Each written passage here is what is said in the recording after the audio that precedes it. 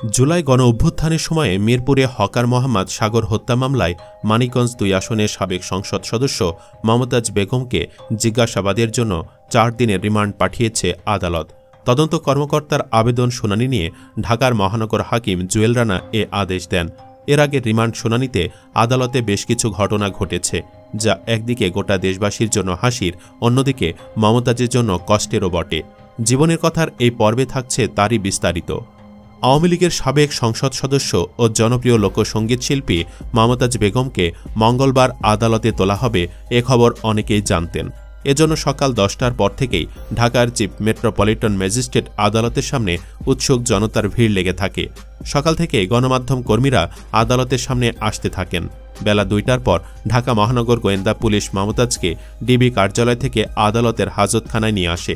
তখনও আদালতের সামনে উৎসুক জনতার ভিড় ছিল। এই ভিড়েই নিজের জুতা হারিয়ে ফেলে মমতাজ। সে জুতা পেয়ে অনেকে আবার মমতাজের গালে মারার চেষ্টাও করে।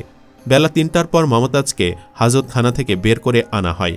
এ সময় মমতাজকে এক নজর দেখার জন্য উৎসুক জনতা ঘিরে ধরে। পরে তাকে যখন লিফটে করে নিচতলা থেকে ৭ তলায় নেওয়া হয়, তখন আদালত কক্ষ আইনজীবীদের উপস্থিতিতে ঠাসা। আদালতে তোলার পর কাঠগড়া লোহার রেলিং ধরে দাঁড়ান মমতাজ।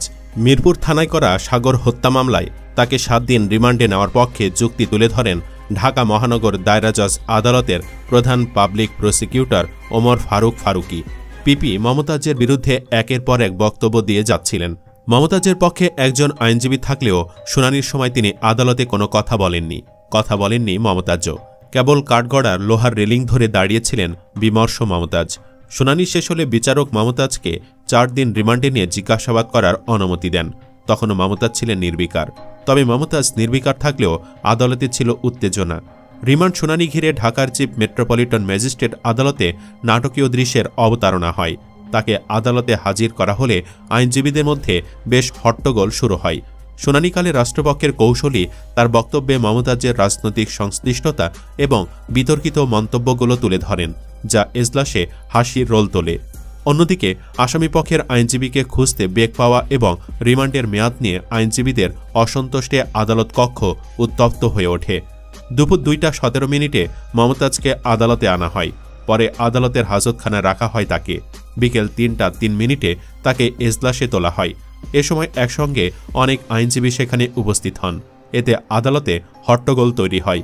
আদালতের অনুমতি নিয়ে উপস্থিত আইনজীবীদের শান্ত থাকার অনুরোধ করেন মহানগর পাবলিক প্রসিকিউটর ওমর ফারুকি। উপস্থিত আইনজীবীদের উদ্দেশ্যে তিনি বলেন, শুনানির সময় কেউ পাশ থেকে কথা বলবেন না, এজলাসের ভেতরে কেউ ছবি তুলবেন না। আসামি পক্ষের আইনজীবীদের উদ্দেশ্যে তিনি বলেন, এমন কিছু বলবেন না যেন অডিয়েন্সে বিশৃঙ্খলা হয়। বেলা ৩টা ৭ মিনিটে শুনানি শুরু হলে মমতাজের হেলমেট ও মাস্ক খোলা হয়। এরপর মামলার তদন্ত কর্মকর্তা মিরপুর মডেল থানার উপপরিদর্শক মনিরুল ইসলাম আদালতকে বলেন, মামলার সুষ্ঠু তদন্তের স্বার্থে তাকে ৭ দিনের রিমান্ডে নেওয়া প্রয়োজন। এরপর মহানগর প্রসিকিউটর ওমর ফারুকি রিমান্ডের পক্ষে শুনানি করেন। তিনি বলেন, আমরা জাতি হিসেবে আবেগপ্রবণ। একজন ফুটবলার ভালো খেললে আমরা তার খেলাটাই দেখি। তাকে পছন্দ করার কারণ তিনি ভালো খেলেন। তেমনিভাবে নায়িকার অভিনয়, শিল্পীর ভালো গান আমরা পছন্দ করি। তারা কোন দল করে সেটা দেখা হয় না, তাদের কাজটাকে আমরা ভালোবাসি। তবে এই আসামি জনগণের ভালোবাসাটাকে ব্যবহার করে ফ্যাসিস্ট হাসিনাকে সর্বাত্মকভাবে সহযোগিতা করেছেন। আমাদের দেশের সার্বভৌমত্ব যখন আরেক রাষ্ট্রের কাছে জিম্মি, গুম, আয়নাঘর আন্দোলন করলে যখন গুলি করা হয়, তখন এই মমতাজ গানের ভালোবাসা দিয়ে ফ্যাসিস্টকে সহযোগিতা করে গেলেন। তিনি বলেন, মানিকগঞ্জের সিঙ্গাইরের মানুষের ভোট হরণ করলেন। সংসদের অধিবেশনে যেখানে মিনিটে কোটি টাকা খরচ হয়, সেখানে তিনি গান গাইলেন। আমার নেত্রী শেখ হাসিনা সারা বিশ্বে নাই তার তুলনা। সংসদে তোফায়েল আমুসহ অন্য সিনিয়র আওয়ামী লীগ নেতারা যেখানে শহীদ প্রেসিডেন্ট জিয়াউর রহমান, সাবেক প্রধানমন্ত্রী খালেদা জিয়ার সমালোচনা করে কটু কথা বলেননি, সেখানে তিনি বক্তব্য রাখলেন খালেদার বাপের নাম কি। এ সময় আদালতে উপস্থিত আইনজীবীরা শেম বলে স্লোগান দেন। শুনানির সময় জনাকীর্ণ এজলাসের কাঠগড়ায় পুরো সময় গালে হাত দিয়ে বিষণ্ণ মনে পিপির বক্তব্য শুনতে দেখা যায় মমতাজকে। এক পর্যায়ে পিপি আদালতকে বলেন, এই আন্দোলনের সময় যখন হাসিনার মন খারাপ থাকত, তখন তিনি হাসিনাকে গান শোনাতেন। এ সময় এজলাসে হাস্যরসের তৈরি হয়। পিপির বক্তব্য শুনে বিষণ্ণ মমতাজ নিজেও তখন হেসে দেন। পরবর্তী সময় আদালত আসামিপক্ষের বক্তব্য শুনতে চান। সেখানেও আইনজীবীকে খুঁজে পেতে বেগ পেতে হয় আদালতের। আসামিপক্ষের দাখিল করা নথি দেখে অ্যাডভোকেট রেজাউল করিমকে ডাকতে থাকেন আদালতের সাধারণ নিবন্ধন শাখার কর্মকর্তা। এরপর মমতাজকে বিচারক জিজ্ঞেস করেন, আপনি কি ওনাকে চেনেন? আপনার আইনজীবী হিসাবে তাকে নিয়োগ করতে চাইলে ওকালতনামায় স্বাক্ষর করেন। কিছুটা সময় নিয়ে মমতাজ তার আইনজীবীকে শনাক্ত করে ওকালতনামায় স্বাক্ষর করেন। তবে ওই আইনজীবী আদালতের উদ্দেশ্যে বলেন, আজকে আমার কোনো বক্তব্য নেই। এরপর আদালত বেলা ৩টা ২৮ মমতাজের ৪ দিনের রিমান্ড মঞ্জুর করে আদেশ দেন। রিমান্ডের আদেশ শুনে আইনজীবীরা বলে ওঠেন, ৪ দিন না ৪ দিন না ৭ দিনের রিমান্ড দিতে হবে। এরপর মমতাজকে আদালত থেকে হাজতখানায় নেওয়ার প্রস্তুতি নেওয়া হয়। তখন আইনজীবীরা বলেন, তাকে লিফটে নেওয়া যাবে না, সিঁড়ি দিয়ে নামাতে হবে। বিএনপির অনেক নেতাকে লিফটে নিতে দেওয়া হয়নি, হেঁটে হেঁটে তোলা হয়েছে। তাকে ৭ তলা থেকে সিঁড়ি দিয়ে নামতে হবে। পরে এজলাসের গেটের সামনে অবস্থান নেন আইনজীবীরা। তারা এ সময় বেশ উচ্চ বাচ্য করেন। তখনও আদালতে বিচার কাজ চলছিল। পরিস্থিতি বিবেচনায় পুলিশের প্রসিকিউশন শাখার ইন্সপেক্টর মোহাম্মদ জাহিদুল ইসলাম আদালতকে বলেন যে অবস্থা সৃষ্টি হয়েছে, আসামিকে কিছুক্ষণ কাঠগড়ায় রাখা হোক। তখন বিচারক বলেন, আপনি পারলে লিফটে নামিয়ে নিয়ে যান।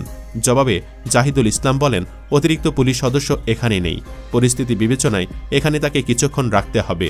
তখনও এজলাসে কয়েকজন আইনজীবী অবস্থান করে চিৎকার করছিলেন। পরে আদালত আইনজীবীদের এজলাস ত্যাগ করার নির্দেশ দেন। প্রসিকিউটর ওমর ফারুকীও আইনজীবীদের এজলাস ত্যাগ করতে বলেন। তখন আইনজীবীরা গেটের সামনে অবস্থান নেন। প্রায় ২১ মিনিট এজলাসে রাখা হয় মমতাজকে। পরে নিরাপত্তা বাড়িয়ে তাকে লিফটে তুলে নিচে নামানো হয়, কিন্তু নিচে গিয়েও অবস্থান নেন আইনজীবীরা। পরে নিচ থেকে দ্রুত মমতাজকে হাজতখানায় নিয়ে যাওয়া হয়। সে সময় আইনজীবীরা মমতাজকে উদ্দেশ্য করে বিভিন্ন ভাষায় কটূক্তি করেন। মামলা সূত্রে জানা গেছে, গত ১৯ জুলাই মিরপুর ১০ নম্বর গোলচত্বর এলাকায় বৈষম্য বিরোধী ছাত্র আন্দোলনে অংশ নেন মোহাম্মদ সাগর। ওই দিন বিকেল ৪:৩০টার দিকে আসামিরা আন্দোলনকারীদের ওপর হামলা ও গুলি বর্ষণ করেন। এ সময় ভুক্তভোগী সাগরের বুকে গুলি লেগে পেছন দিকে বের হয়ে যায়। এ ঘটনায় গত ২৭ নভেম্বর নিহতের মা বিউটি আক্তার বাদী হয়ে মিরপুর মডেল থানায় মামলা করেন। এতে শেখ হাসিনা সহ ২৪৩ জনের নাম উল্লেখ করা হয়। এছাড়া মামলায় ২৫০ থেকে ৪০০ জনকে অজ্ঞাতনামা আসামি করা হয়। এ মামলায় মমতাজ বেগম ৪৯ নম্বর এজাহান নামীয় আসামি। রিমান্ড আবেদনে বলা হয়, মামলার ঘটনাটি সরেজমিনে পরিদর্শনপূর্বক গোপনে ও প্রকাশ্যে প্রাথমিক তদন্তে এ আসামির মামলার ঘটনার সঙ্গে জড়িত থাকার সাক্ষ্য প্রমাণ পাওয়া যাচ্ছে। এ আসামি মামলার এজাহান নামীয় ৪৯ নম্বর আসামি। তিনি মানিকগঞ্জ ২ আসনের আওয়ামী লীগের সাবেক সংসদ সদস্য এবং সিংগাইর উপজেলা আওয়ামী লীগের সভাপতি। এই আসামি বৈষম্য বিরোধী ছাত্র সমাবেশ বা আন্দোলনে ছাত্র জনতাকে নিপীড়নে ক্যাডার বাহিনীকে উৎসাহিত করত। মামলার এজাহারনামীয় ও অজ্ঞাত পরিচয় পলাতক আসামিদের নির্দেশে প্ররোচনায় এবং মদতে আওয়ামী লীগ ও তার সহযোগী সংগঠনের ক্যাডাররা সহ মমতাজের ক্যাডাররা বেপরোয়াভাবে বৈষম্যবিরোধী ছাত্র সমাবেশ বা আন্দোলনে আক্রমণ করে নির্বিচারে এলোপাতাড়ি গুলি বর্ষণ করে এবং তাদের ছোড়া গুলিতে মোহাম্মদ সাগর গুলিবিদ্ধ হলে তাকে হাসপাতালে নিয়ে গেলে কর্তব্যরত ডাক্তার তাকে মৃত ঘোষণা করেন। মামলার মূল রহস্য উদ্ঘাটন সহ ঘটনার সঙ্গে জড়িত পলাতক আসামিদের অবস্থান নির্ণয় করতে তাকে ব্যাপক জিজ্ঞাসাবাদ করা প্রয়োজন। সুপ্রিয় দর্শক, মমতাজ হাসিনাকে যেভাবে তেল দিত তার বিচার কেমন হওয়া উচিত বলুন তো? কমেন্টে জানিয়ে দিন তাকে নিয়ে আপনার যে কোনো মতামত। আর অবশ্যই ভিডিওটি লাইক ও শেয়ার করুন। ধন্যবাদ।